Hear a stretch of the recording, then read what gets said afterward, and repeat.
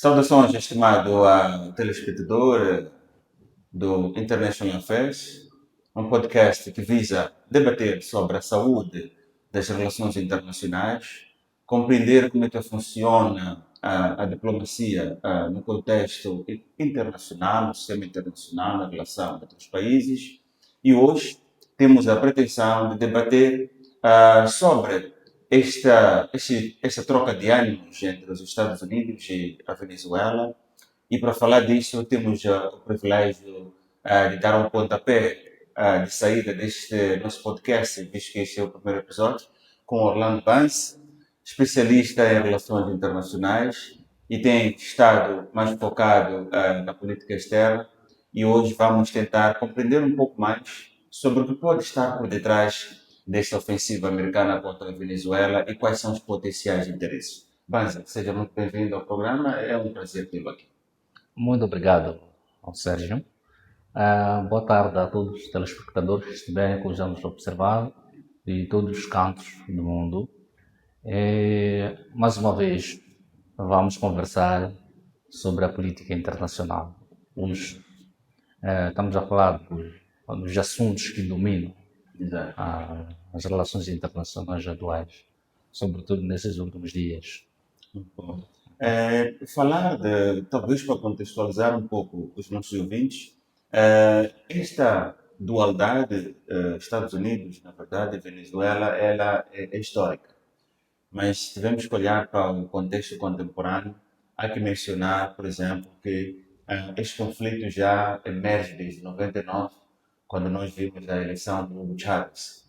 O Hugo Chávez, na verdade, de forma radical, ele veio redefinir, podemos assim dizer, a política externa da Venezuela e principalmente olhando para a componente econômica. E olhando para 99 em particular, estamos a olhar para esta época da ascensão do próprio chavismo, e uma das coisas que vimos nesse contexto é aquela ideia da nacionalização, aquela ideia de combate do imperialismo, né? Essas políticas anti-imperialistas e que, acima de tudo, tinham como uma visão mais estratégica, reduzir, de certa forma, aquilo que é a hegemonia ou o poder dos Estados Unidos no contexto, por exemplo, da América Latina. E uma coisa interessante que vemos nesse contexto do Chávez é que, por exemplo, quando falamos sobre aquela época do nacionalismo, das políticas nacionalistas, nós vimos, por exemplo, a definição do PDVSA, que é aquela ideia de remover o poder, digamos, das empresas que exploravam recursos naturais no contexto da Venezuela e, com mais particularidade, as empresas já norte-americanas, e vimos que foi um pouco nesse contexto onde tivemos o petróleo no epicentro, ou no centro, digamos, dessa guerra, desse conflito geoestratégico. Mas olhar, acima de tudo, para este conflito Estados Unidos-Venezuela, parece importante também mencionar que isto não começa com o Trump. Se regressarmos para 2015, em particular, nós vemos um Obama que olhou para a Venezuela como digamos, um risco para a segurança nacional. E as sanções contra a Venezuela também emergem também naquele contexto com o Obama, e nós estamos a ver o Trump que, na verdade, de certa forma, acaba dando uma continuidade com aquilo que é, digamos, a perspectiva americana em relação à própria Venezuela. Mas quando analisa, Banzo, o conflito atual, já sabe-se que no domingo passado os Estados Unidos interceptaram o terceiro navio, ou seja, capturaram o terceiro navio petrolífero da Venezuela. Quais são, na sua ótica, os prováveis interesses, as causas e o que é que se pode dizer deste conflito que está dado de falar no contexto atual? Muito bem. Para mim, eu estou a ver um prolongamento de disputas ideológicas que nós assistimos no contexto da Guerra Fria, isso no passado, que era suposto que até o fim da Guerra Fria, esses conflitos tivessem conhecido o seu término também. Mas, no meio de tudo isso, vamos ver uma luta pelo domínio hegemônico regional, ou seja, estamos a falar sobretudo do ponto de vista de geopolítica regional geoestratégia, tudo isso que interessa às grandes nações, ou seja, às grandes potências. E no meio de tudo isso, nós vamos ver Venezuela como uma continuidade, por exemplo, do comunismo. E isso não interessa ao Ocidente, sobretudo aos Estados Unidos. Não fica bem nós termos um vizinho ali que alberga os adversários dos Estados Unidos, do ponto de vista ideológico. Mas, do ponto de vista de domínio, de influência, ou do exercício de influência no sistema internacional, nós vamos perceber também que existe aquela percepção, sobretudo realista, de que as grandes potências lutam pela hegemonia regional.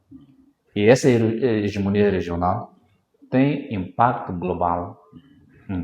Agora, o que é que nós estamos a assistir no caso dessas tensões entre Venezuela e Estados Unidos?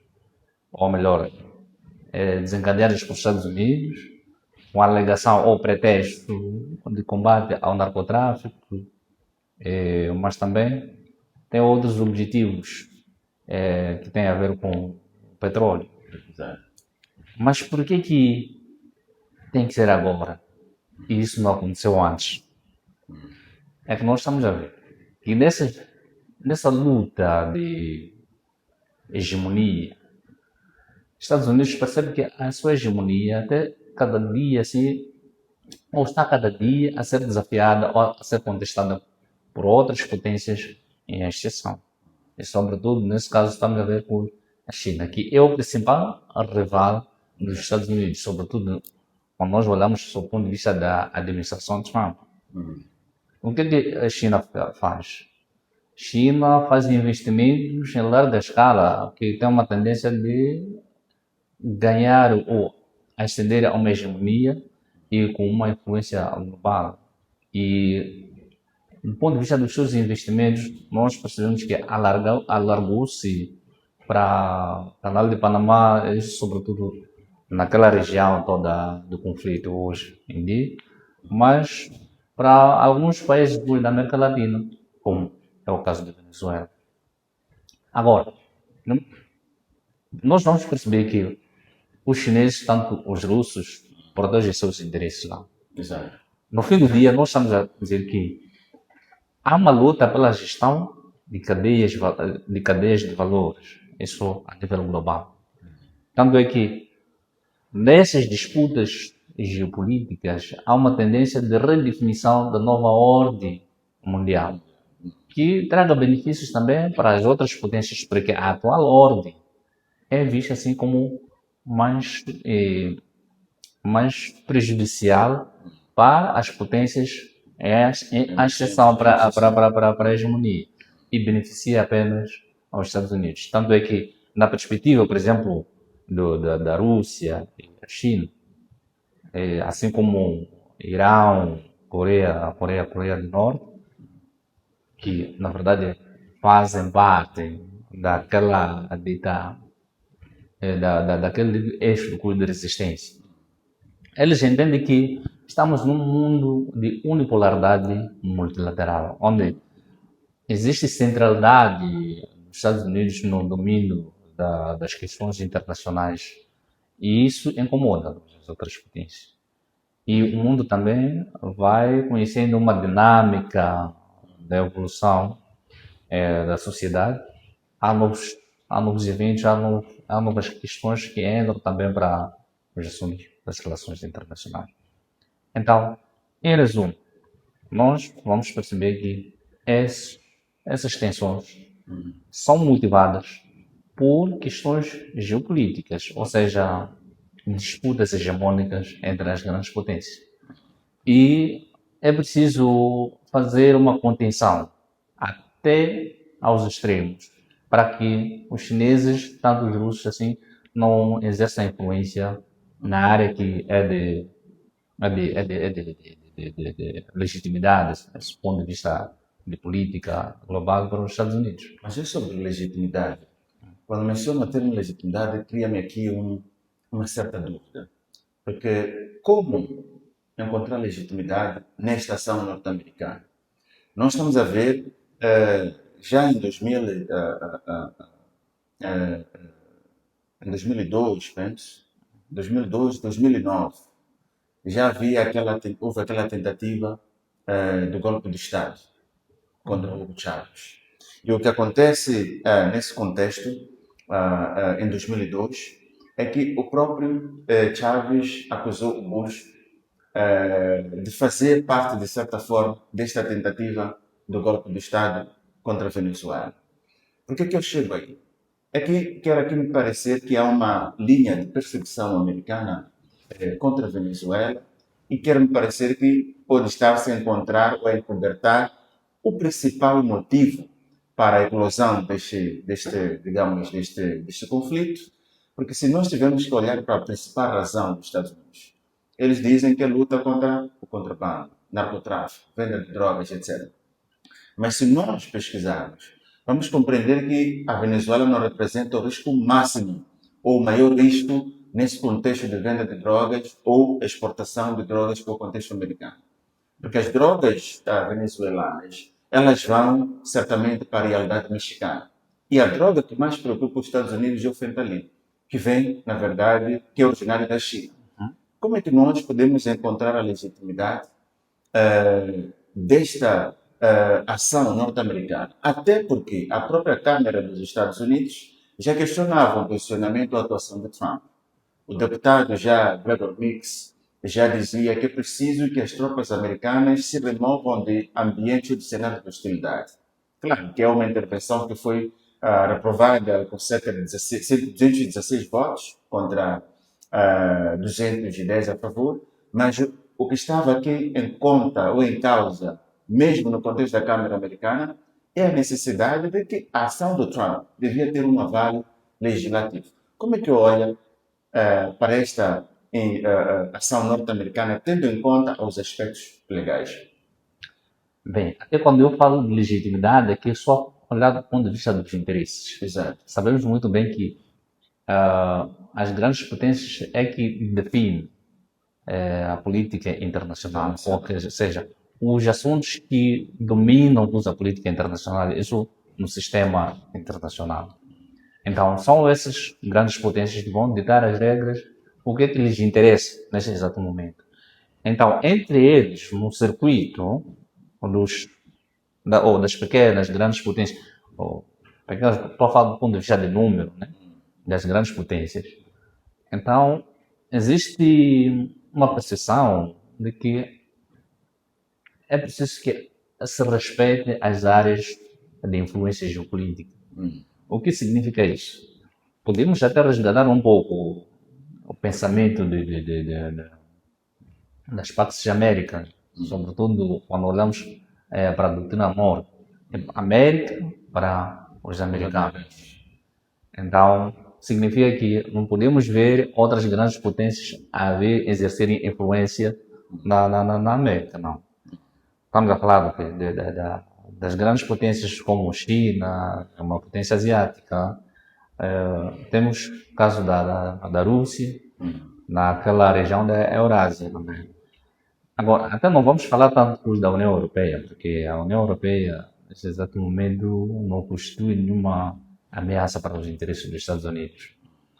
Agora, essa legitimidade é naquela ideia da distribuição do poder a nível do sistema internacional, zonas de influência. Exato. E eles já sabem muito bem, aliás, até porque o neorrealismo ofensivo defende que as grandes potências devem fortalecer as suas capacidades, devem ir atrás do poder ou maximizar o poder no sistema internacional para mitigar as ameaças que são impostas pelo próprio sistema internacional. Porque no sistema internacional existe uma competição pela busca do poder. Então, é por via disso que eles acabam percebendo que é preciso consolidar a hegemonia a nível do continente americano. Então, não podemos permitir que uma outra potência venha exercer influência aqui. Só que eles esquecem que também o fizeram nas outras regiões que são de domínio ou são de influência das outras grandes potências. Então, estamos a dizer que, aliás, nas relações internacionais existe reciprocidade de ações. Só que essa reciprocidade de ações, até que é vista sob o ponto de vista do direito internacional, pode não se pode não se fazer sentir quando se trata de uma relação entre uma grande potência e uma pequena potência. Porque temos grandes potências, médias potências e pequenas potências. Mas quando se trata de grandes potências que pelo menos estão no mesmo nível, então essa reciprocidade vai se fazer sentir. Ora, podemos ver aquilo que é o comportamento dos Estados Unidos em relação a Taiwan. E o que é que a China olha ou percebe, entende sobre esse comportamento dos Estados Unidos? Os Estados Unidos está a ter uma atitude de ingerência dos assuntos que dizem respeito à soberania chinesa, porque os chineses reclamam a soberania, por exemplo, territorial da, de Taiwan. Agora, o que se pode fazer? Quando existe essa instabilidade no sistema internacional, os Estados vão observando e fazendo cálculos Exato. e tomar decisões estratégicas para poder salvaguardar o seu interesse nacional. Então, é isso que nós estamos a observar, isso nessa componente de relacionamento entre as grandes potências, mas nesse exato momento, o epicentro ou o foco das tensões era na Venezuela. Conforme dizia, a China fornece as drogas metanfetamina e esses petroleiros, por exemplo, que estão a ser combatidos nesse exato momento, para além das pequenas embarcações que bem, são vistas assim como protagonistas ou usadas sendo protagonistas de tráfico de drogas, nós vamos perceber que esse petróleo, qual era o destino? Para a China. Mas também há uma coisa muito interessante aqui. Nos navios, ou seja, nesses últimos dias, ordenou-se um cerco ou um bloqueio total sobre a Venezuela. E, de fato, a Venezuela está cercada. Mas há uma coisa curiosa que nós observamos. Há um navio, a Império, que troca de bandeiras, mas presume-se que seja um navio fantasma dos russos. Que o destino era para onde? Para a Venezuela. Mesmo com todo aquele bloqueio ali, desafiou o bloqueio e chegou na costa de Venezuela. Isso demonstra o quê? Que, de algum modo, o poder naval dos Estados Unidos está a ser desafiado, está a ser questionado, ou está a ser considerado assim, como não sendo, vamos lá, infinita por parte dos russos. Nós estaremos aqui também perante, porque a Rússia, Brasil e outras realidades já tomaram posicionamento em relação a esta, digamos, afronta entre estes dois países. E a Rússia, em particular, não esconde a possibilidade de apoiar ou ser útil para a Venezuela nesse contexto. Nós estamos a olhar para essas movimentações como estratégicas num contexto de incerteza sobre o que é que pode acontecer daqui para frente. Nós estamos a ver isso como alguma movimentação russa na lógica de que é preciso nos mantermos preparados quando houver necessidade de realmente ser útil para a Venezuela. Não será um pouco nessa lógica? Aliás, é preciso recordar que recentemente a inteligência russa deu indicações de que os Estados Unidos estão prestes a atacar a Venezuela. Exato. Tanto é que Moscou ordenou a retirada dos seus embaixadores na Venezuela. Exato. Significa que há um ataque iminente que pode vir se efetivar, assim como não. Mas o que acontece? Se nós olharmos o dilema de segurança, também nos faz perceber que quando houver mais pressão sobre um determinado Estado, há maior probabilidade de existir o risco de levar os Estados a um conflito. Mas quando essa dissuasão ela é de menos, significa também que atrai-se o desafio. Significa que atrai-se que outras potências a desafiar a dissuasão que ela é feita por uma determinada potência, que em algum momento tem seus interesses estratégicos lá definidos. Agora, do ponto de vista do suporte, China, a Rússia estão a apoiar a Venezuela. Mas como é que é esse apoio? Se nós olharmos do ponto de vista do lado russo, o que nós podemos esperar, na verdade, é um apoio moral, um apoio político, mas não necessariamente um apoio militar, logístico, do ponto de vista de toda aquela envergadura que visa tomar um posicionamento para entrar em confrontações com os Estados Unidos nas questões de Venezuela. E a China também está enfurecida porque estamos a dizer que os barcos estão a ser aliás, os navios que estão a ser interceptados assim, comprometem o que são os interesses chineses. E sabendo-se muito bem que os Estados Unidos também têm seus navios assim, nos corredores, por exemplo, da China. Então, é preciso compreender, é preciso que os Estados Unidos também compreenda que as relações internacionais atuais não podem ser definidas por uma única potência. É por isso que o seu poder está a ser desafiado. E quanto mais desafiado for o seu poder, significa que a sua capacidade de exercício de influência, a sua hegemonia também está numa situação de cefalia. O Trump, quando da sua corrida eleitoral, ele já tinha prometido aos seus eleitores, à sua comunidade, que os Estados Unidos não estariam muito envolvidos em cenários de conflitos armados como tal. Acha que há aqui uma possibilidade de uma decepção por parte do eleitorado norte-americano que votou ou acreditou em Trump? Ou acha que é uma coisa que era previsível, tendo em conta esta lógica um pouco mais capitalista do próprio Trump? Porque, conforme disse, quando menciona a Pacto América e por aí adiante, América para os americanos, o que está aqui na mesa de debate, na verdade, é o que se pode fazer para garantir que os americanos sobrevivam.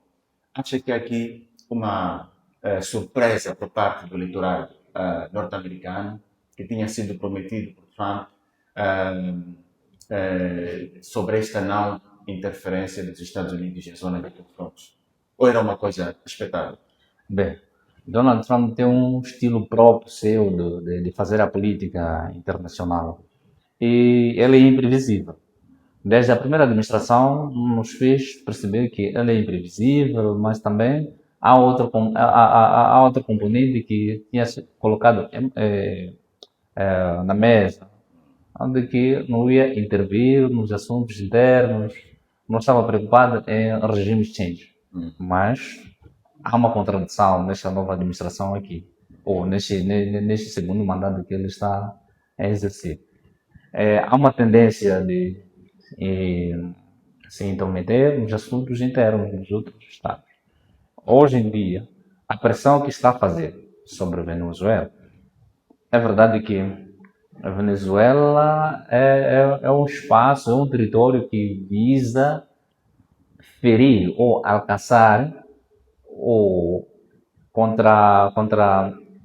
contrabalançar, senão ou travar com os interesses chineses. No meio de tudo isso, estamos a dizer que se com este cerco que já está sendo feito sobre a Venezuela não consegue exportar as suas reservas de petróleo, significa que aí vai ter vários problemas do ponto de vista de produção também. Se não produz, significa que toda a maquinaria ou toda a cadeia de valor assim pode ficar comprometida.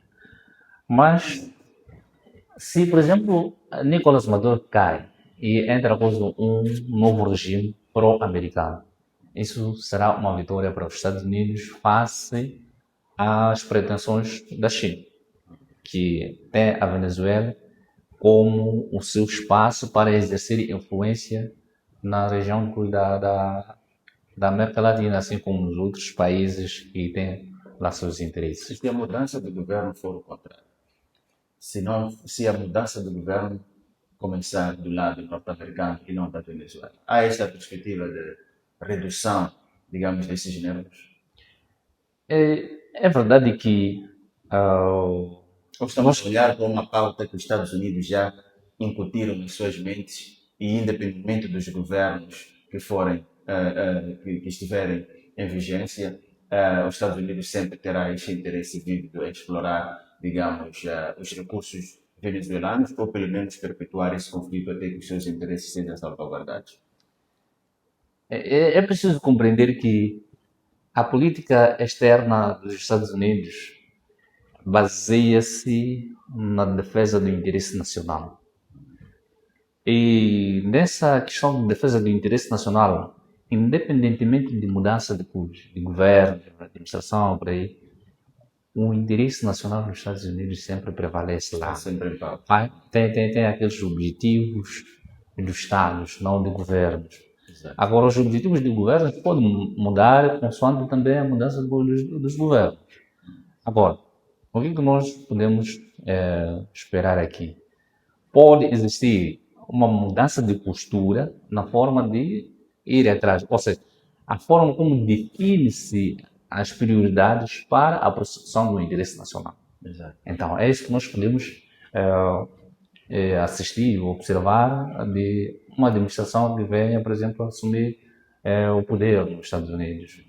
Mas os interesses dos Estados Unidos nunca vão mudar. Porque até quando olha-se a ideia do interesse nacional visa garantir a segurança nacional. E questões energéticas fazem parte da segurança nacional e, consequentemente, do interesse nacional dos Estados Unidos.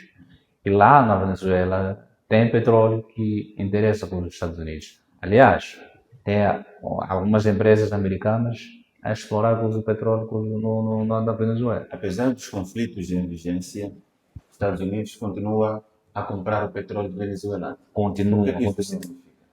Aí significa que as nações até podem estar em guerra, mas sempre existe a outra parte que, por vezes, trabalha no silêncio, que não é muito mais publicitada. Estamos a falar do trabalho da diplomacia. Já. A diplomacia exerce um papel crucial nas relações entre os Estados. Sempre existe uma linha de comunicação, nem que seja de forma silenciosa, mas existe ela entre os Estados. Então, não vejo nenhuma normalidade nesse contexto de estar em conflito, mas mesmo assim continua a existir aquelas relações comerciais que estão estabelecidas por via desses negócios associados à exploração de hidrocarbonetos, petróleo nesse caso.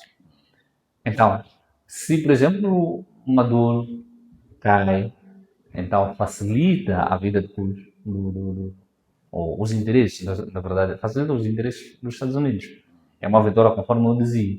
Significa que você passa a ter o petróleo ao seu critério, não ao critério, por exemplo, ditado por Nicolás Maduro ou por regime que está no poder agora em Venezuela.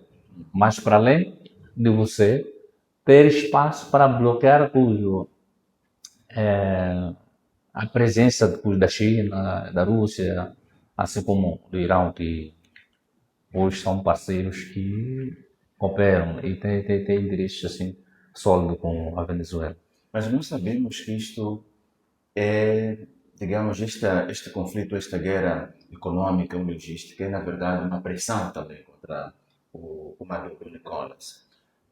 Vê aqui uma possibilidade do próprio Nicolás dar alguns passos para trás. Vê uma possibilidade do Nicolás que vai analisar o cenário ou a evolução dos fatos e decidir ceder. Acha que o Maduro tem pretensão a esta possibilidade de Nicolás Maduro ceder voluntariamente, ainda que através ou por causa da pressão que já vai sendo notória? Isso vai depender ah, dos resultados do bloqueio atual. Os Estados Unidos deu 10 dias à Venezuela para que ceda. Agora, se esses 10 dias esgotarem, nós não sabemos o que pode vir a acontecer. Exato.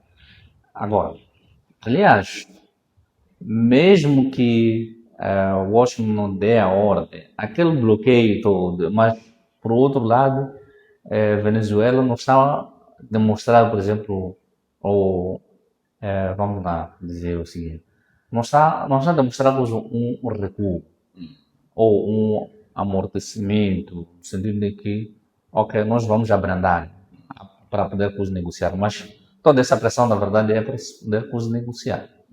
Mas se eles vão para a mesa de negociações, significa que os Estados Unidos vai numa posição de vantagem. Exatamente. Pela condição em que a Venezuela se encontra agora. Então,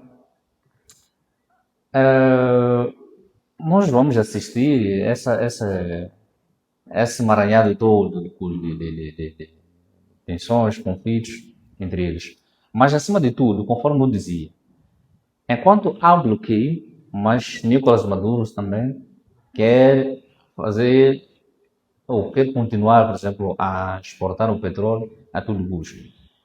À medida em que os navios vão se confrontando ali, qualquer erro estratégico assim pode desencadear num conflito. Então significa que também existe uma responsabilidade que recai sobre os capitães de navios, assim como do ponto de vista também aéreo, porque há uma campanha também aérea que está sendo protagonizada. Mas isso, base, não é um risco iminente. Nós, se analisarmos as movimentações ao nível do Mar do Caribe, nós vemos que as embarcações estão aí em distâncias, de certa forma, estão numa aproximação que pode até eclodir o desaguar nesses potenciais conflitos. Não acha que os ânimos dessas embarcações podem, em algum momento, digamos, extrapolar a capacidade dos próprios líderes em controlar isso, porque são eles que estão no terreno? E o que acontece se essas embarcações colidirem na região do Caribe? É por isso que eu dizia. Eu sei que é um comando, obviamente. Exato. Mas É por isso que eu dizia na minha primeira abordagem que essa estratégia de dissuasão também tem suas implicações. Porque quanto maior for a pressão, há maior probabilidade de acontecer riscos. E esses riscos que podem levar os países assim, a uma confrontação direta. Então, existem aqueles incidentes que, por conta do cenário que é criado, pressão que ia colar, e quando ela quando foge do controle, isso pode terminar numa situação em que ninguém esperava. E uma vez iniciada a confrontação, aí temos que esperar ver quem é o vencedor. Ou pelo menos cada uma das partes vai procurar fazer uma demonstração clara de que pode fazer uma campanha, por exemplo, quando olhamos para os Estados Unidos, pode fazer uma campanha com sucesso, sem nenhum impedimento, por exemplo, no caso da Venezuela. Mas se a pressão abranda, então significa também, do ponto de vista moral, do ponto de vista político, que quem estava a fazer a dissuasão não conseguiu alcançar os resultados por via da dissuasão. Então, o seu poder, na verdade, já é desafiado. Então, é preciso compreender isso, que pode vir a acontecer e faz parte também dessas regras do poder. Em linhas gerais, é mais ou menos isso que nós podemos. nós estamos aqui perante um cenário em que os ânimos ainda estão à flor da pele. Ainda ontem, se não hoje, o Trump, numa conferência de imprensa, já dizia que todas as embarcações apreendidas, tanto o petróleo, poderá ser comercializado, poderá ser alocado em reservas americanas. E também temos uma outra perspectiva do Nicolás Maduro, que dizia que todo aquele cidadão nacional que, de certa forma, se aliar a esta pretensão norte-americana, poderá ter uma pena de 20 anos de prisão. Estamos a dizer que são ainda anos que estão à flor da pele.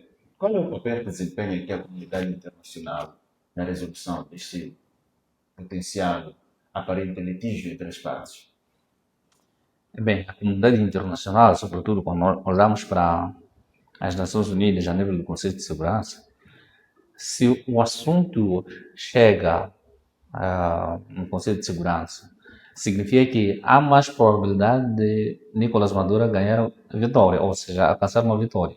Isso também transforma-se de forma, vamos lá, clara e inequívoca um assunto geopolítico, porque Exato. depois vamos encontrar situações de custo de voto, o poder de veto Poder de veto dos membros permanentes do Conselho de Segurança.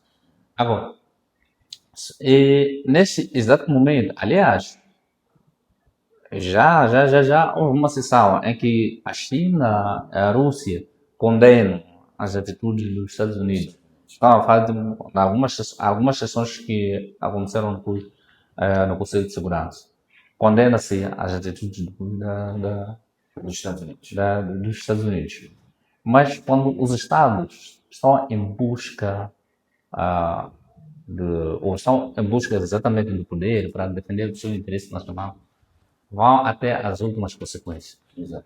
Essas organizações internacionais, a dita comunidade internacional, aliás, porque essa comunidade internacional também não está lá a ser mais, não consegue tomar decisões enérgicas ou decisões efetivas, Exato. por conta também da estrutura do poder da própria Organização das Nações Unidas, em que confere mais poder aos Estados que têm poder de veto.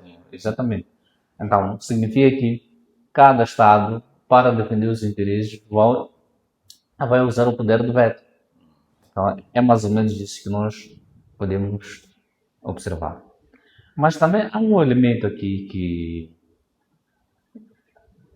está sendo revelado, ou pelo menos essas tensões acabam suscitando uma outra análise. É que se Venezuela estava a ser sancionada e as sanções aplicadas à Venezuela por si só não surtiram efeitos desejados. Exato. Então, o bloqueio que está sendo feito é uma demonstração de poder por parte dos Estados Unidos, mas, por outro lado, também é preciso perceber que as sanções em si, as sanções econômicas em si, não podem ou não estão a conseguir resultados desejados Exato. sem que estejam combinadas com a força coerciva, ou o poder coercivo, nesse caso. É por isso que existe essa combinação de sanções econômicas, mas também aquela pressão do ponto de vista de demonstração do poder militar, para fazer com que a parte visada, na verdade, adote uma postura que vá de acordo com os interesses de quem está a enveredar por esse caminho de sanções e dissuasão para imediato. Mas olhando para a segurança, em tudo isto, a pergunta que nos quer calar é a questão da segurança do Maduro. Nós já sabemos que quando da caça, vamos assim dizer, do Bin Laden, os serviços de inteligência foram, digamos, ativos ou preponderantes, relevantes para, digamos, o abate daquele indivíduo que representava uma ameaça significativa para o contexto americano. Nós não temos aqui uma possibilidade da segurança do Nicolás Maduro ser colocada em causa. Nós estamos a ver aqui uma possibilidade de se movimentar a inteligência americana para, caso Trump ou o governo americano não consiga lograr sucessos através dessas vias usadas agora, se adote ou se aposte nas vias mais, digamos, draconianas para atingir os seus objetivos. Nós estamos a ver essa possibilidade. Bem, os Estados também têm uma outra componente de cooperação entre agências de inteligências. Então, significa que até falamos no início desse nosso debate que a inteligência russa levantou algumas preocupações com uma possível invasão imediata nos Estados Unidos. Isso significa o quê? Que existe uma cooperação entre esses serviços de inteligência. E não só, há alguns estados que, quando, por exemplo, não têm a capacidade de defender assim, uma coisa que é errada, por acaso, porque você não pode confiar a sua segurança a outro terceiro. Ou seja, a sua segurança não deve ser garantida por terceiros. Você tem que garantir a sua segurança por si. Mas temos cenários de países sem exército. Como é que funciona isso? É preciso compreender que nas relações entre os Estados existe uma componente também de cooperação entre agências de cooperação, entre agências de inteligência. Exato. E nessa perspectiva de cooperação entre essas agências de inteligência, eu quero acreditar que Nicolas Maduro também pode estar a contar com o suporte ou com o apoio dos serviços de inteligência de Moscou, assim também como da China. São possibilidades, não podemos descartar isso. Exato. Tanto é que os serviços de inteligência deram a conhecer que, eventualmente, ou a qualquer momento, os Estados Unidos podem atacar a Venezuela. Tanto é que se ordenou a saída ou a evacuação dos embaixadores da Rússia. Exato. Agora, os próprios serviços de inteligência da Venezuela, quero acreditar, é o que devem estar a trabalhar para poder trabalhar quaisquer tipos de ameaças. Aliás, se nós formos a observar, ainda não há, ou pelo menos ainda não foi demonstrado um início de falta de confiança ou de obediência por parte do exército versus o poder político nesse caso. Ainda existe uma obediência, um espírito de confiança entre ambos. E não é o primeiro episódio que Maduro está passando por depressão. Então, deve se preparar melhor para quaisquer eventualidades. E é verdade que existem estados que confiam a sua segurança a terceiros estados, mas isso é errado. Acontece porque, em algum momento, há outras questões que concorrem para isso, como questões demográficas, para aqueles países em que não tem uma população considerável para poder garantir segurança. Até não só. Há outras opções que os Estados decidem, é verdade, quando, por exemplo, há acordos de cooperação. Hoje, os Estados só embarcaram mais para questões de desenvolvimento. O que mais interessa aos Estados é o desenvolvimento. E, em virtude disso, vamos perceber que esses Estados que confiam, por exemplo, a sua segurança para os outros Estados, eles trocam a questão de segurança por questões econômicas. Beneficiam-se de alguns acordos comerciais que visam desenvolver por estas economias. Então, são situações que nós podemos observar. Mas também temos casos, por exemplo, aqui em África, nós vamos ver se a memória não me engano, é da República Centro-Africana, que o presidente lá preferiu contratar os serviços da sua própria segurança. Exatamente.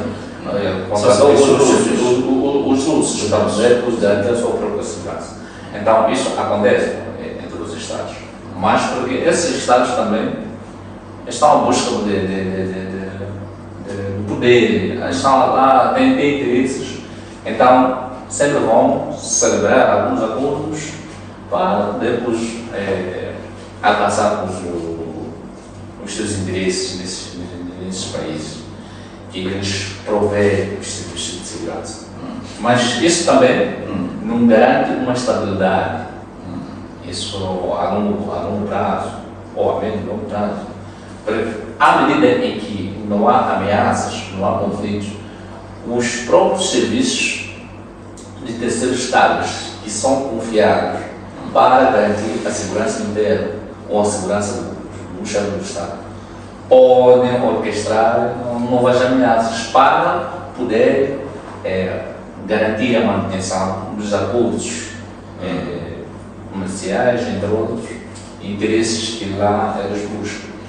Então, é mais viável que os Estados comecem a pensar nas suas próprias capacidades para garantir o seu interesse nacional, garantir a segurança nacional, garantir o desenvolvimento econômico, sem confiar nos terceiros. Aliás, na definição do interesse nacional, é preciso que haja linhas de orientação bem claras daquilo que deve ser alcançado e quais são as prioridades. Mas nessa lógica, quando diz que é preciso que não se dependa do outro Estado para defender os interesses nacionais, como é que nós conjugamos isso com 1648, quando o Tratado de Westfália nos faz compreender que as nações elas passam a se diluir e há esta necessidade de nós compreendermos que não podemos viver só, porque estamos num globo e os países, na verdade, não estão isolados do sistema internacional. Bem, nós estamos a falar que o Tratado de Westfália, de 1648, veio criar o Estado moderno e coloca a soberania, ou seja, coloca os Estados numa posição de horizontal do ponto de vista de soberania, que todos os Estados são iguais nas questões de soberania. Ou seja, não há nenhum Estado que seja superior em relação a outros. Quando falamos a igualdade soberana, no trabalho internacional. Mas também é preciso compreender que as relações internacionais são caracterizadas por competição e cooperação. É por isso que na competição nós vamos encontrar situações que terminam em conflitos. Exatamente. Por quê? Os Estados vão competir e eles são conscientes que os seus interesses são incompatíveis. E essa incompatibilidade de interesses vai gerar um conflito.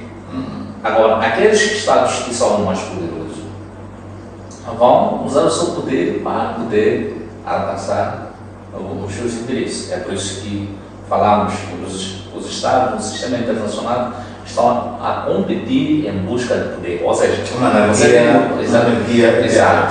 você tem que usar o poder para buscar poder. O que significa isso? Com o poder que você tem, poder é relativo nesse caso, com o poder que você tem, é preciso maximizar até alcançar o status de uma hegemonia. Sobre essa hegemonia é preciso que seja regional. Para quê? Conforme já explica, por exemplo, o neoliberalismo ofensivo. Há dificuldades, ou seja, existem impossibilidades de exercer hegemonia, por exemplo, numa potência rival. Por causa de quê? Existem algumas barreiras antes, por exemplo, de chegarmos no território de uma potência rival. Estamos a falar de massas de águas como oceanos que estão lá, que há dificuldade de você projetar a sua influência hegemônica sobre esses espaços, mas não só, há dificuldades de ir exercer a sua hegemonia no território de um Estado ou de uma potência rival. É por isso que a maior preocupação aqui dos Estados é maximizar o poder para ganhar hegemonia regional e evitar que os outros Estados ameacem a sua segurança nacional. E tudo isso, a busca de poder, na verdade, se materializa, ou seja, o fim último da busca de poder é a sobrevivência dos Estados. Mas aquilo que me preocupa é uma questão de debate, é que a desconfiança entre os Estados, ela na verdade é eterna, podemos assim considerar. Se partirmos de 1929, com aquele, digamos, a confusão no Tratado das Nações e etc., onde compreendemos que os países começavam, já existia, mas a desconfiança mais massiva entre os países foi notória, e nos últimos tempos nós vamos notando uma espécie de descredibilização até de blocos, de organizações como as próprias Nações Unidas, porque quando mencionou, por exemplo, o poder de veto que os Estados Unidos detêm, o que significa que a procura de uma solução no Conselho de Segurança por parte da Venezuela pode ser um tiro no escuro ou escrever na água, significa, acima de tudo, que há aqui um debate que pode ser levantado em volta da relevância desses blocos, da relevância dessas organizações. Quando falo de blocos, estou a olhar também para os barulhos que existem também aqui ao nível da região. Sabe-se muito bem que a nossa SADC ela vai sofrer, assim como a União Europeia, não é? Atingiu a economia monetária, etc. É o exemplo mais avançado disso, mas vamos notando o Brexit até nesses contextos. E ao nível da SADC, vamos notando também uma espécie de descredibilização desta entidade, porque há países que dizem que não, aqui os meus interesses não são salvaguardados. Como é que nós podemos, digamos, resolver conflitos quando as entidades que deveriam resolver conflitos não nos podem conferir ou dar soluções? Podemos olhar para o exemplo do Conselho de Segurança das Nações Unidas. Qual é a relevância dessas entidades se elas não podem realmente resolver conflitos quando alguns países como a Venezuela sentem-se, digamos, injustiçados? Bem, primeiro deixa-me só dizer que uma das certezas que existe entre os Estados é que sempre haverá guerra. Exato. Essa é a certeza que cada Estado tem, que o outro Estado pode um dia me invadir. Exato. E isso sempre vai levar os Estados a optar por uma corrida armamentista. E quando há essa corrida armamentista, um determinado Estado começa a desenvolver as suas capacidades, suscita preocupações para com outro Estado. O outro Estado começa a se questionar porque o meu adversário está-se a preparar para quê? Ele está-se a preparar para me atacar. Então eu também o que eu vou fazer? Vou ter que aumentar as minhas capacidades. E isso corremos para um dilema de segurança. Exato. Mas ao mesmo tempo, esse dilema de segurança pode nos levar a situações de conflito, mas também pode, essa corrida armamentista pode ter um objetivo de equilíbrio de poder para contrabalançar uma determinada potência ou Estado que tente alcançar mais poder e que suscita ou cria ameaça aos outros Estados. Agora, quando nós olhamos para as Nações Unidas, ou a Organização das Nações Unidas, ela não é uma instituição irrelevante, não. Há conflitos ou há situações em que eles conseguem, por exemplo, conseguiram resolver e conseguiram participar para minimizar os efeitos do próprio conflito. Mas é preciso compreender que dentro dos Estados existem interesses políticos que devem ser alcançados. E esses Estados é que compõem a Organização das Nações Unidas. Mesmo quando são dentro da Organização das Nações Unidas, os seus interesses unilaterais ainda prevalecem. Agora, se nós olharmos pela filosofia pela qual foi criada a Organização das Nações Unidas, era para evitar conflitos e garantir a paz e segurança internacional. Mas o tempo vai mudando, há novos assuntos que vão surgindo, há uma nova competição. Não há nenhum Estado que vai parar enquanto vê que os outros estão a tomar uma direção X. Então, os outros também vão fazer isso. E é aquilo que caracteriza as relações internacionais, a competição. A cooperação, ela só acontece quando existe interesse para tal. Não há amizade. Não há amizade entre os Estados, não há amizade infinita entre os Estados, também, mas também não há inimizade infinita entre os Estados. Os Estados são amigos dos seus interesses. E é por conta desses interesses que eles vão mover todos os meios possíveis para alcançar, por exemplo, o poder. O interesse máximo dos Estados, na verdade, é o poder. E esse poder é para garantir o quê? É para salvaguardar interesses centrais ou interesses vitais do Estado. Então, mais ou menos isso que nós vamos assistindo a nível das Nações Unidas.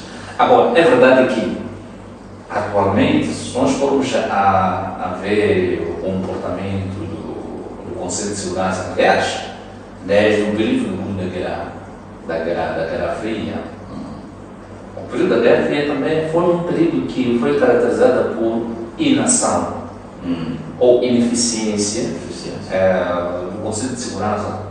Só do ponto de vista daquilo que se esperava que pudesse fazer, que era para tomar decisões.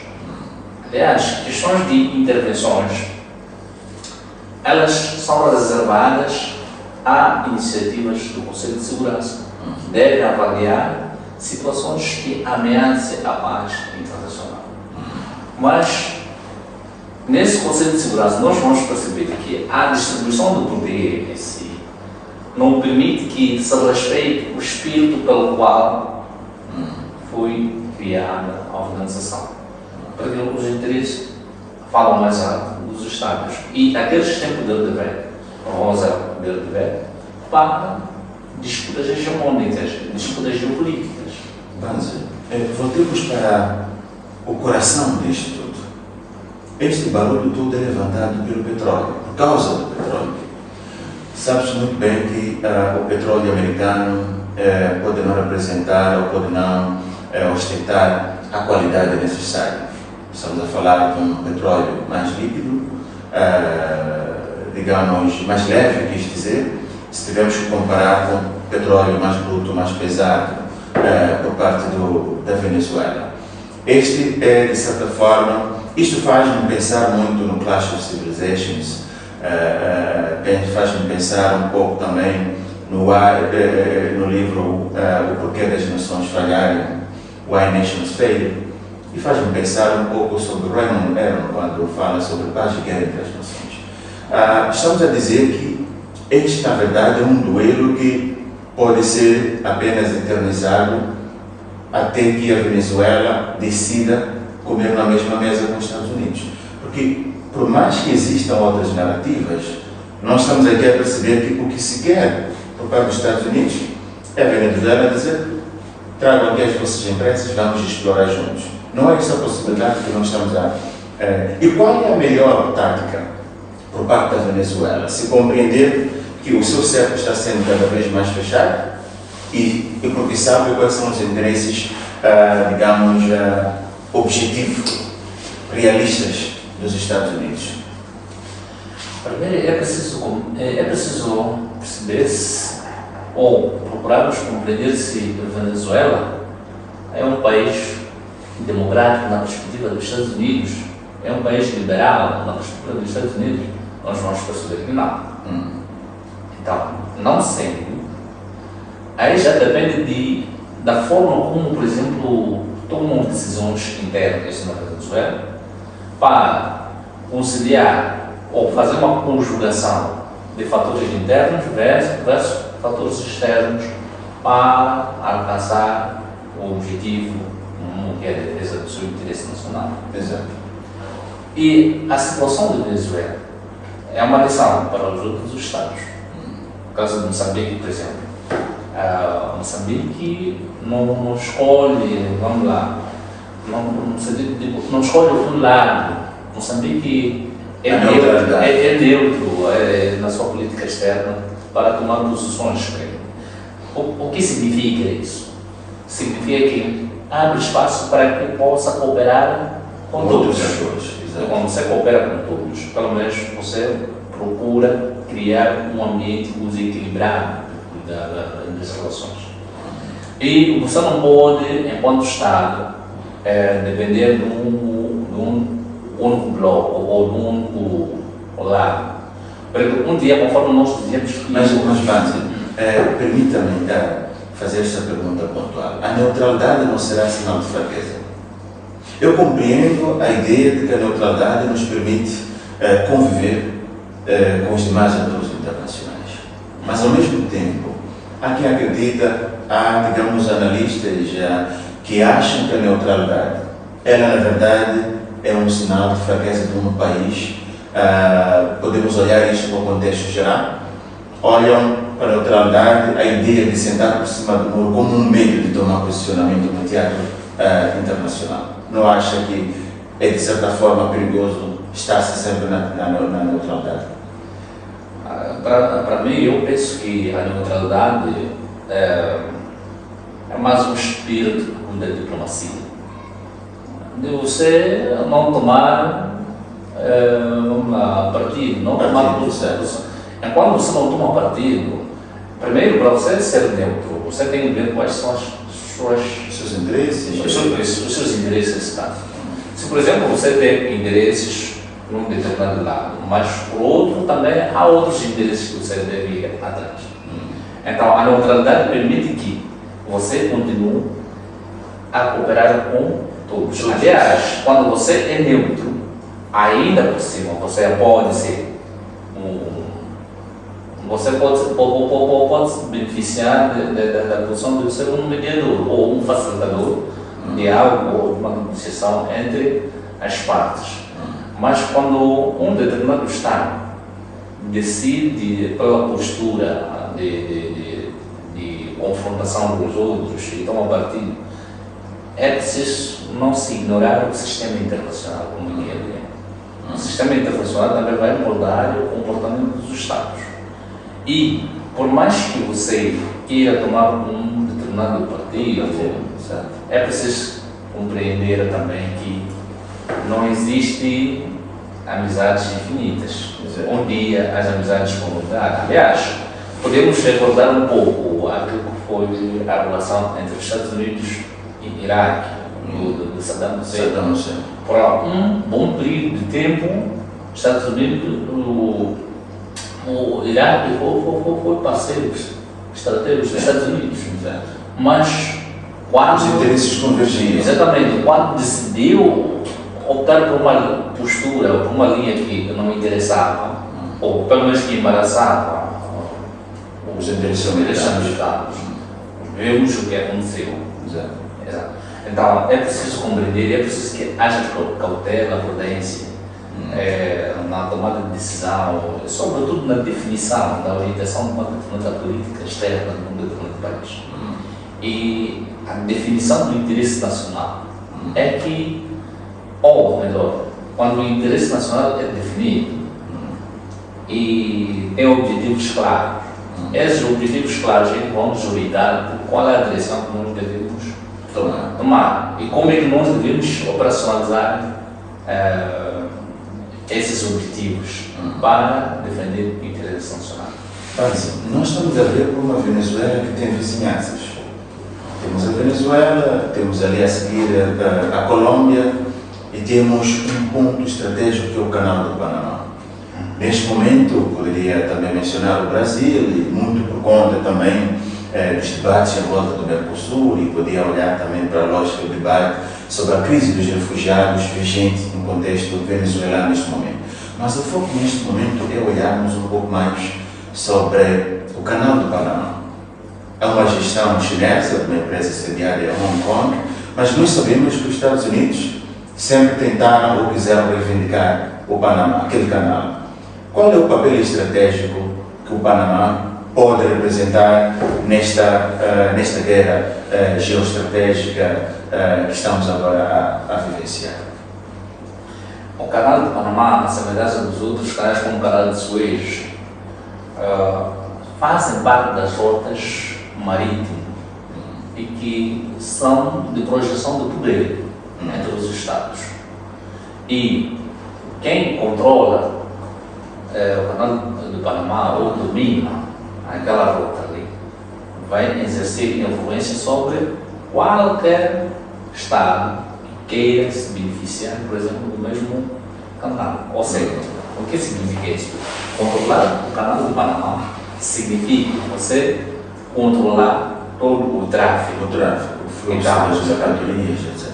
qualquer Estado que tente bloquear um canal ou uma rota que é crucial, é vital para o comércio internacional, vai criar choque com os outros Estados. Agora, conforme eu disse também, são rotas de projeção de poder dos Estados, projeção de influência dos Estados. Os Estados Unidos que busca a consolidação da sua hegemonia, sobretudo naquela região da América Latina. Agora, China também é uma potência global que procura ascender a posição hegemônica, em que em algum momento, do ponto de vista dos seus estrategas lá na China, eles já têm uma percepção de que a China é um país, é uma potência global que oferece melhores alternativas em relação, por exemplo, aos Estados Unidos. O que significa isso, irmão? Percebe-se que há uma luta por alcançar a hegemonia, de modo que substitua, por exemplo, os Estados Unidos. E os Estados Unidos não querem saber. É por isso que nós vamos ver essas confrontações, essas tensões. No canal de Panamá, isso também vamos ver no caso da Venezuela. Sim. E se nós vermos a ideia depois da agenda da SEDA, até uma perspectiva terrestre, marítima, até de saúde. Então, tudo isso conta no xadrez geopolítico internacional. Mas há um ator aqui relevante que se pode debater. O que a OPEP faz no meio disto tudo? Qual é a relevância desses que definem o preço do petróleo no contexto internacional? Ou é apenas um cartel que vai, digamos, fazer figura e não vai tomar partido neste barulho que vamos vivenciando, que é o confronto americano-venezuelano? Conforme eu dizia que nas organizações internacionais, os Estados defendem seus interesses. Agora, se, por exemplo, essas tensões aqui ferem os interesses de quem tem mais poder, por exemplo, na OPEP, aí sim podemos ver uma outra postura ou um outro comportamento por parte dos países produtores de petróleo. Mas o assunto agora é com a Venezuela. É visto assim, aquele assunto do Venezuela. Aliás, é preciso perceber os grandes players da OPEP são parceiros estratégicos dos Estados Unidos. Então, nesse exato momento, o que podem fazer os Estados membros da OPEP é procurar uma solução pacífica para a resolução desse conflito. Agora, do ponto de vista de especulação dos preços, isso só se as tensões ferirem exatamente os grandes players do cartel. Mas enquanto isso não acontecer, nós vamos continuar com o status quo atual.